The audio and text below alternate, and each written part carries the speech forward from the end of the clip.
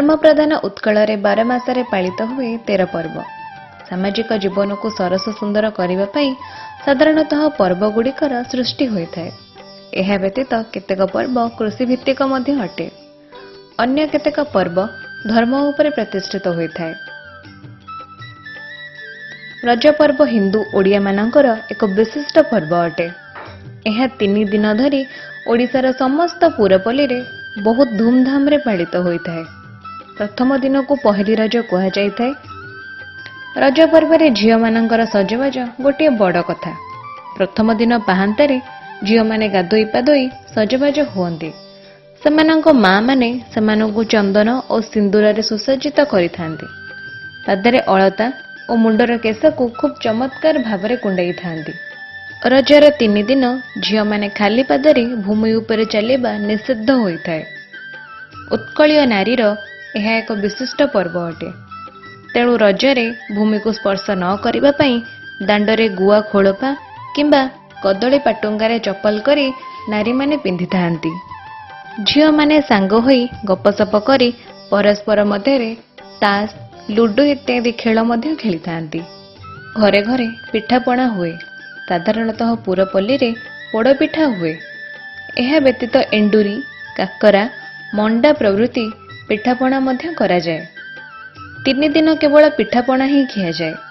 दिवावसान पूर्वरु लोकमाने पिठापणा खाई थांती। सबुठारु रज पर्वर पोड़पिठा बेस रुचिपूर्ण होता है। जगन्नाथंग मंदिर रे मध्य एही पोड़पिठा पारंपरिक भाबरे भोग लगा जाए। रज पर्व आबाल वृद्ध वनितांक ओठरे हस भरी दिए। गाँ गहली रे लोकमाने पाला दासकाठिया संगीत और थिएटर प्रभृति सांस्कृतिक कार्यक्रम करी बेस आनंदरे समय कटाई थांती। केउटी केउटी विभिन्न प्रकार खेल कसरत मध्य होता है। रज संक्रांति परदिन भूमिदाह बा भूमिदहन कहुए। सही दिन भूमि कर्षण करा जाए नहीं। चतुर्थ दिन वसुमती स्नान होता है।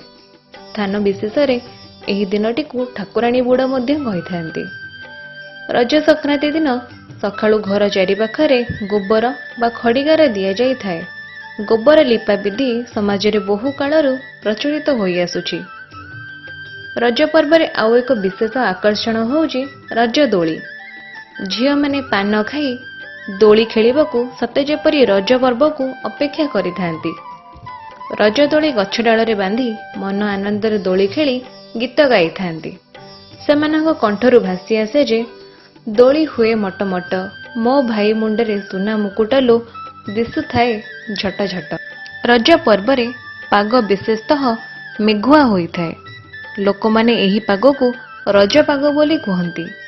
अन्य कोनोसी समय रे दैबात एही भली पाग हेले लोकमाने कहंती आजी रज पाग परी लागुछि।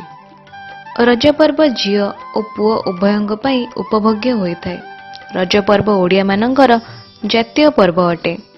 रज पर्व ओडिया मानक व्यतीत अन्य कोनोसी समाज रे प्रचलित हुए नहीं। जाति धर्म और वर्ण निर्विशेष रे समस्ते एही पर्व पालन करिथांती। 3 दिन धरी यह पुरपल्ली रे बेस जाकजमकरे पालित हुए। रज पर्व पालन करी आमे जेतिकी आनंदित सेतिकी गौरवान्वित मध्य। आज पई भिडियोटी एतिकी।